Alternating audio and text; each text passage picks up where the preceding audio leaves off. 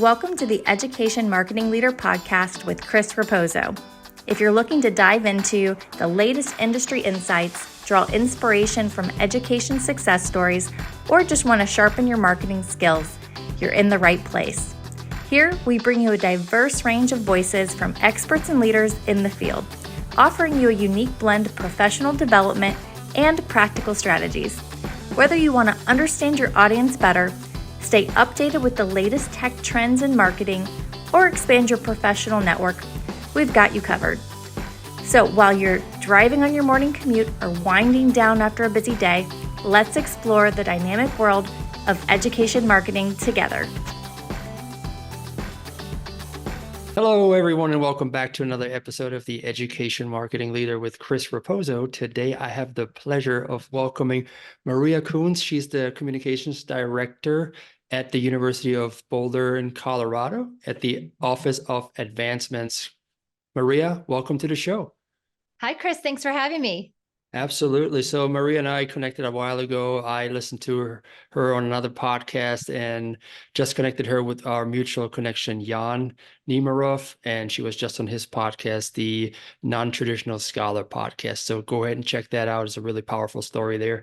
But we're going to talk about a little bit of a different subject today, which is going to be communications and with an inclusive mindset. But before we go there, let's do a little bit of a background introduction of Maria. So Maria, I learned that you have a master's in international and intercultural communications from the University of Denver, and you worked at your alma mater after graduation for about 8 years until you made the switch to UC Boulder in 2018.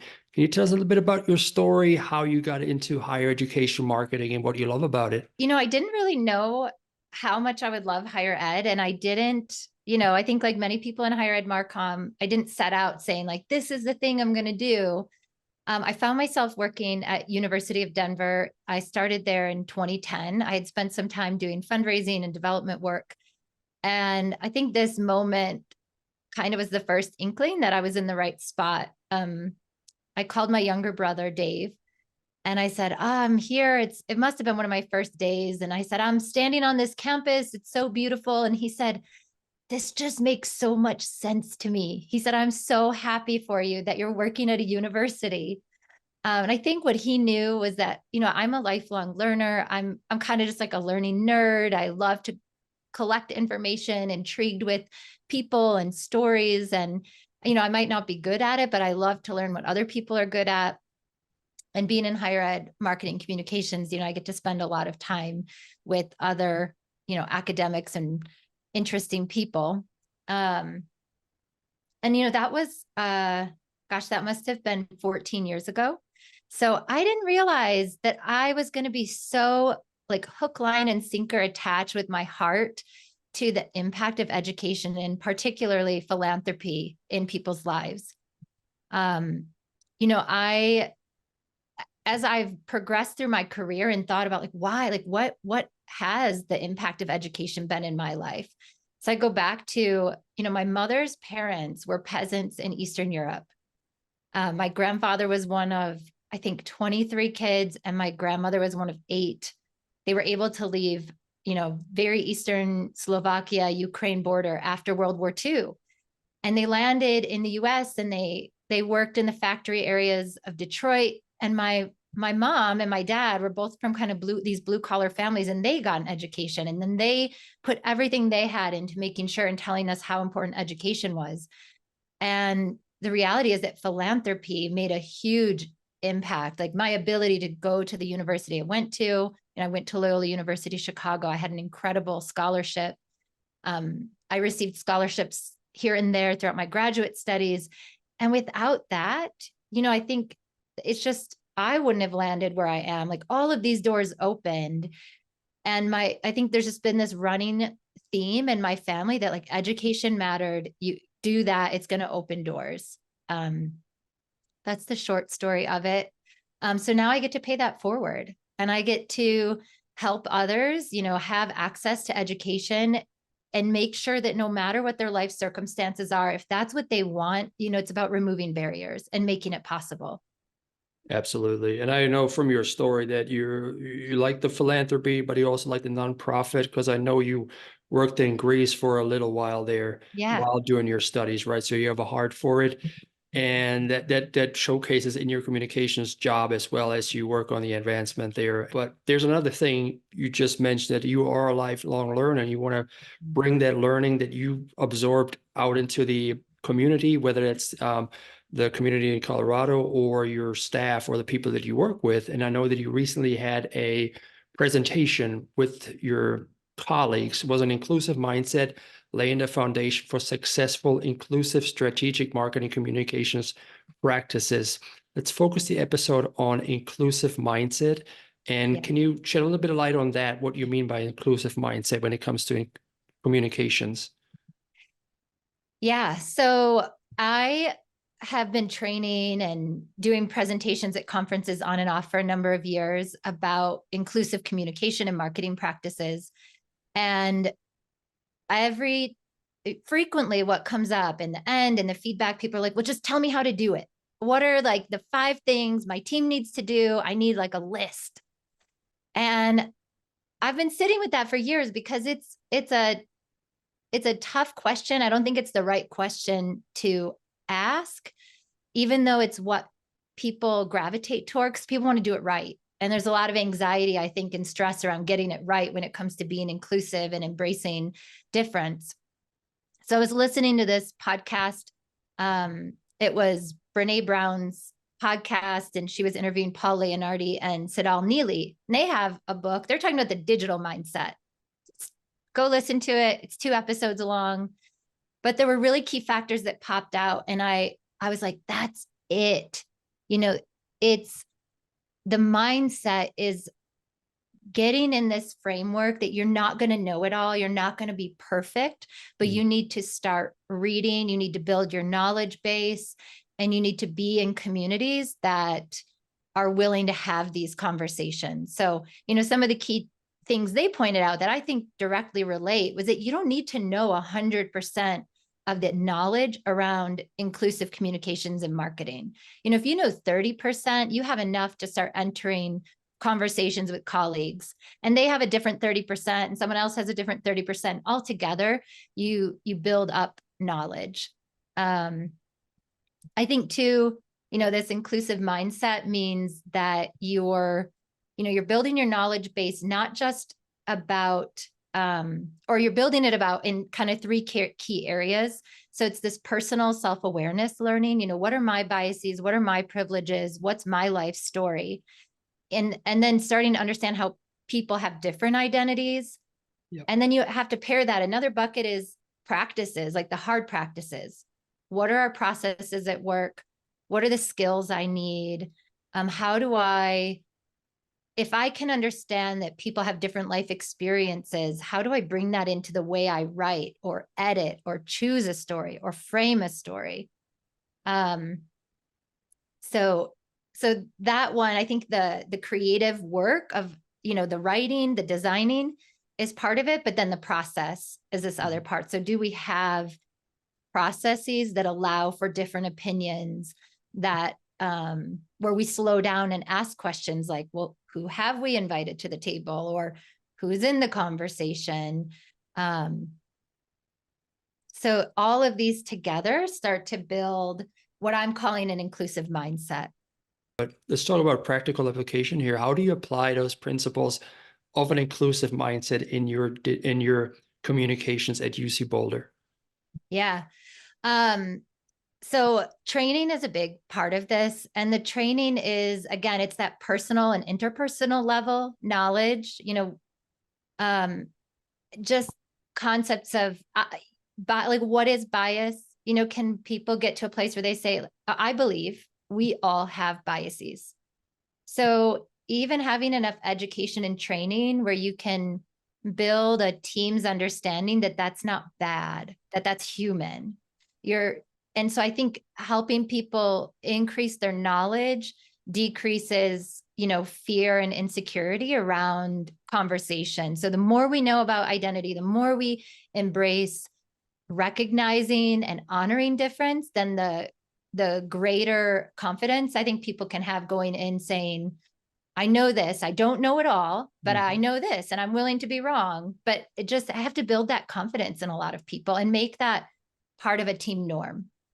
Yes. And overcome that unconscious bias, right, that you have in yourself, but also have a team where you can be wrong and not get shut down for being wrong, right? Absolutely. Yeah. And I think this is really critical in terms of what is team leadership saying, and not just from the top, but like throughout the team. How are we leading each other in creating, a psychologically safe space and experience? Yep.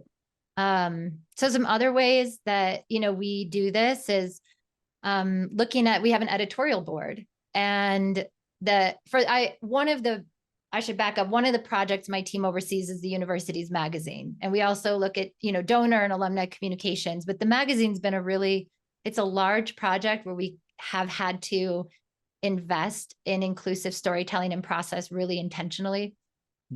So having an editorial board where people from different life experiences get to weigh in on what are we doing? What are the topics we're choosing?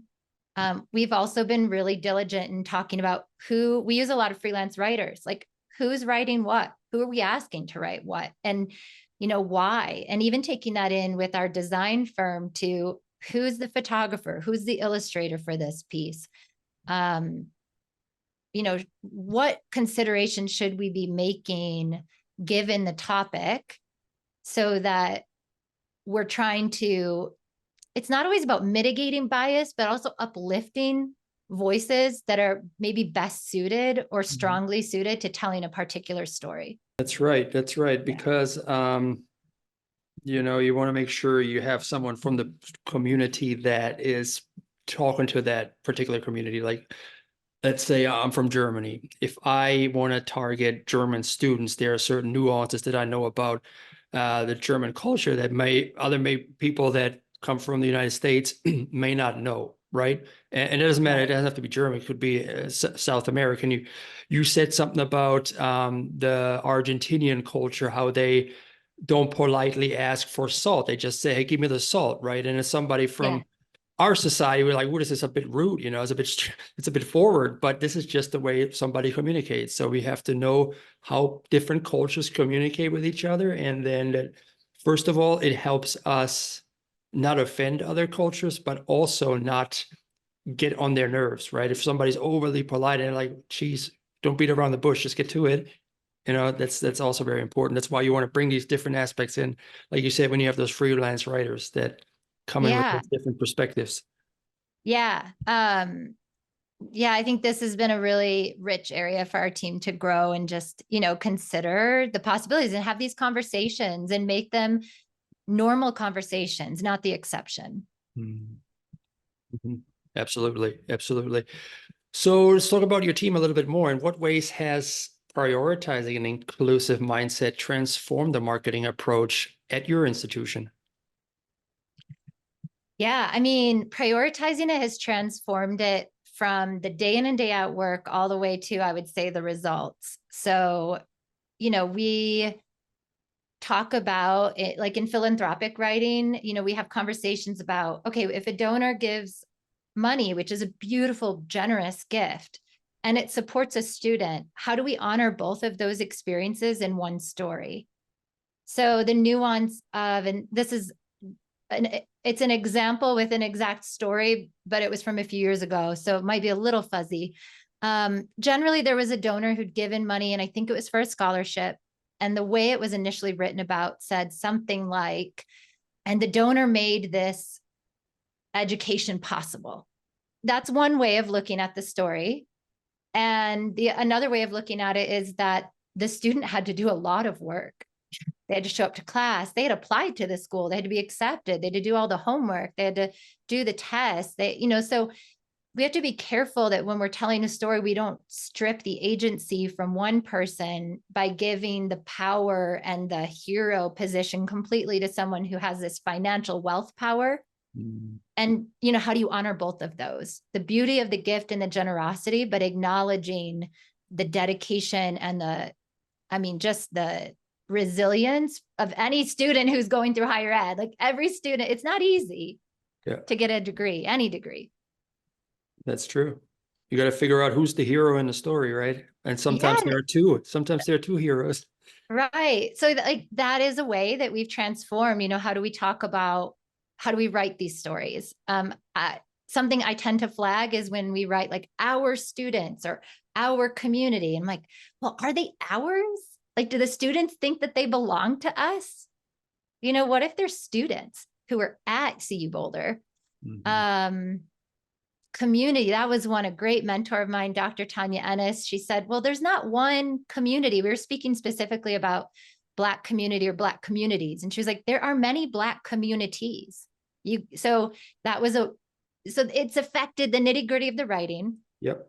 The imagery, what is the power dynamic in this image? When you think about faculty and students, who you focus on in an image, in a report, or in a web page says a lot about what's happening. We're communicating who's the authority. So if you have the professor at the front of the room, that communicates a different story than having, people around a professor or a student at the front of a room and the professor in the back. So there's a lot of ways in the weeds you can think about this. Yeah. And then we learn a lot we've seen the results. I mean, I was in engineering before I was in advancement, and we did a lot of intentional work for a number of years, even before I was there. And we did see enrollment increase for women and students of color, or students who were traditionally underrepresented in STEM. And, that's a big success.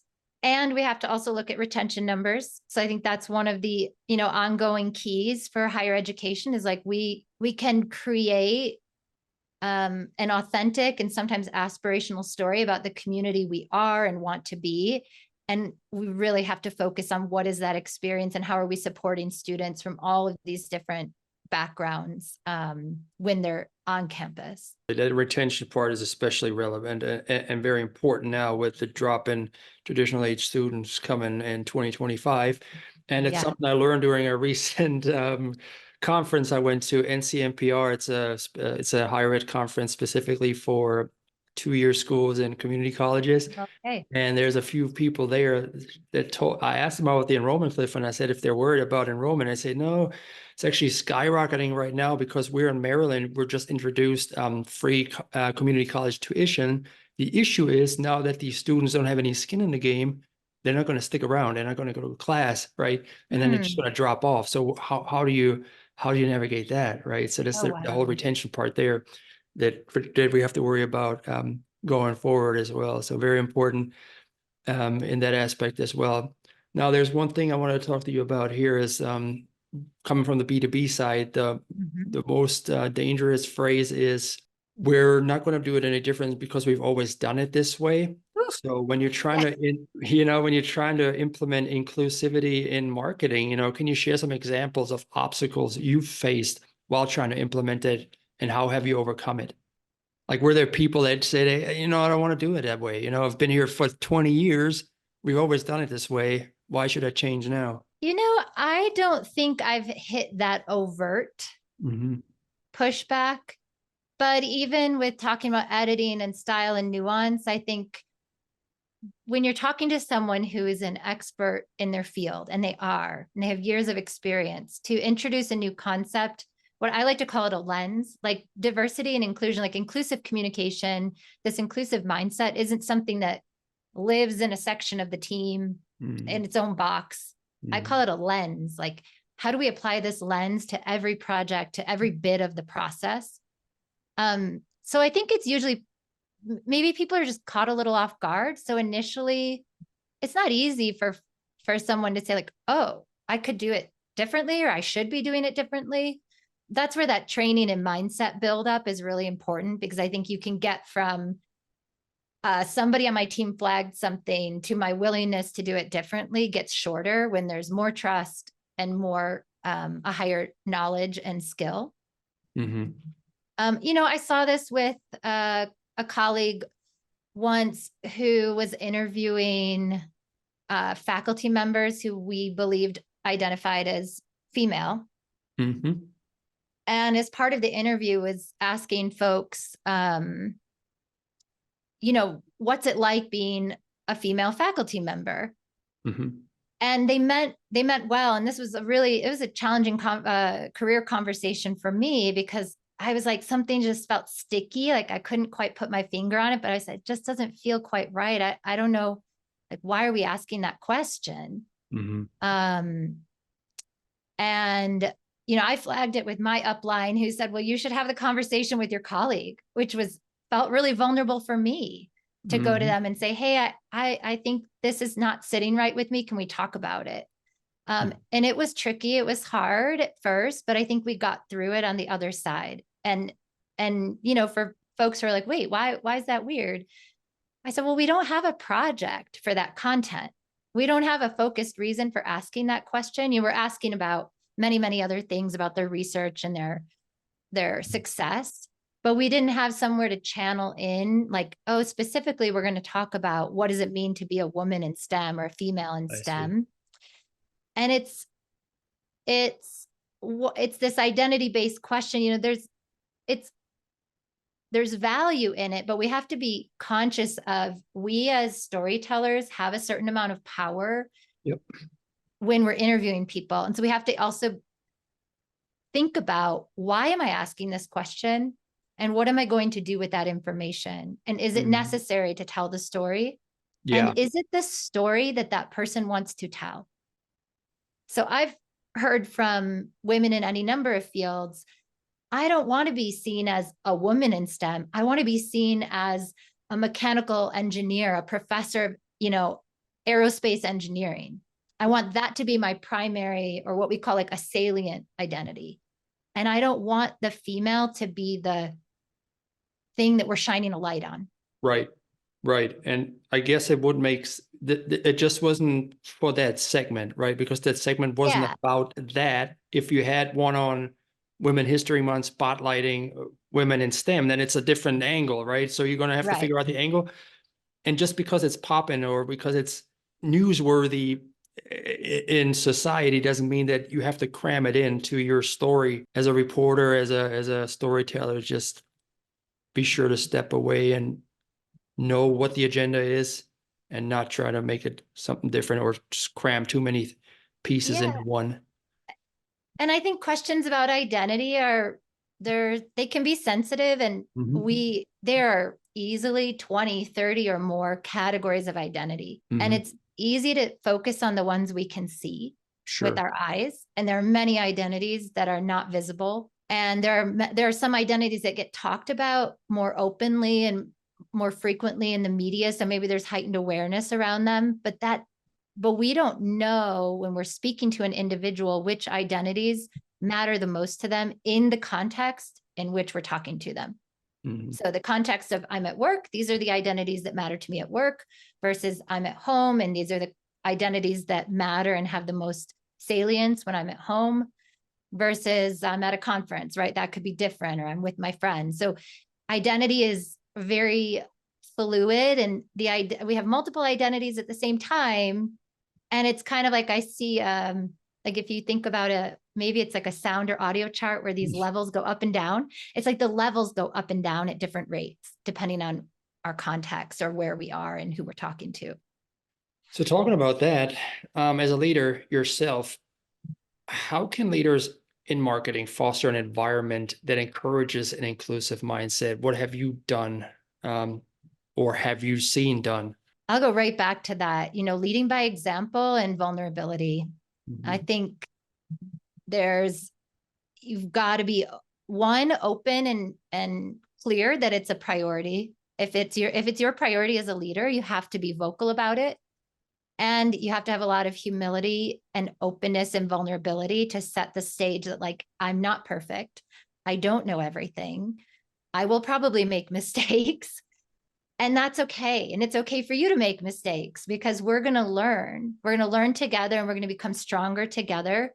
But I think expecting willingness is not, I think that's okay. I think the leader, if it's important to your team and you want your team to be stronger, more inclusive marketers and communicators, you have to state it, you have to practice it, and you have to live through it with humility and vulnerability. Yeah, lead by example there as a leader for sure. So looking ahead, the enrollment cliff is coming. From your perspective, what are the emerging trends that you see and future challenges in integrating an inclusive mindset within institutional marketing? And how should marketers prepare for that? I think what's really interesting right now, the landscape across the country around diversity, equity, inclusion, belonging, anti-racism is really it's tense, and in different states, states are handling it differently. There are universities that are banning programs for students and faculty and staff. I guess my concern is that individuals in those places might start to tone down maybe their comfort that they can do this work. I don't know. I'm not in a state like that. That's not my experience, but I'm very curious, if you're being told like we're cutting all the DEI programs at this university, how does that impact your marketing and communications teams? Mm-hmm. They also need skill building and knowledge. I don't think it means that you can't do the work. I don't think it means that you have to stop being an inclusive communicator, but I think that's going to present a challenge in terms of even how leadership talks about it. Do you feel like you can really be straightforward and honest with your team that it's a priority, and how that's going to rub up against institutional strategic goals and priorities about who their prospective students are? Yep. But I think too that, there's this moral imperative to connect with your audience. And so being an inclusive communicator is always going to go back to who's your audience? What are you trying to do as a business? What is your business strategy? When I was in engineering, it was around probably admitted students day, I think. And I had a parent ask me about programming for neurodiverse students. So we have a center, and there were a number of, and there still are a number of organizations like the Society of Hispanic and Professional Engineers, or NSBE, the National Society of Black Engineers. And there were like 7 organizations, SWE, the Society of Women Engineers. They have a unifying body. And this mother said, well, do you have a group for neurodiverse students? My daughter's admitted into engineering and she's on the autism spectrum. Mm-hmm. And I was like, oh, no, we don't have that yet. And so it's also thinking about, when I say moral imperative, it's like, who are the students you're attracting? Who are the diversity issues are many and complex. It's about family makeup. It's about neurodiversity. It's about physical accessibility. It's about race and ethnicity and gender. So I think teams need to still feel empowered to know who's their audience and how are they going to connect to them, and think about their myriad life experiences and why they should choose to come to, my or your university. Another sort of tenet of inclusive communications is we can't do it all in one story. So how do we look at the array of stories, images, content that we're telling? Because if we try to cram everything into one story, it will feel very contrived. So that's where I think like this editorial mindset of kind of stepping back and saying, okay, what is the bigger picture of the stories we're telling? I mean, it's tricky because digital media is fast. People look at one thing, one social post, one blog, and they're not going to maybe see everything. But we also can't try to cram everything into every piece. A lot of people just look at the headlines, and make a decision whether or not to dig in deeper. Yeah. So it's an interesting time we're living in, but it's fast paced, and if you stay on the beat of it, you will be all right. But you just have to figure out what works best for you. So let's talking about what works best for someone that's in higher ed marketing. What's one piece of advice you would give somebody who wants to implement, or now after listening to this episode wants to implement a more inclusive mindset in their marketing strategies? I would say pick a project, one project, and just slow it down and look at the project and ask the questions like, where is my process inclusive? Who have I asked to be part of it? Who have I asked to be included?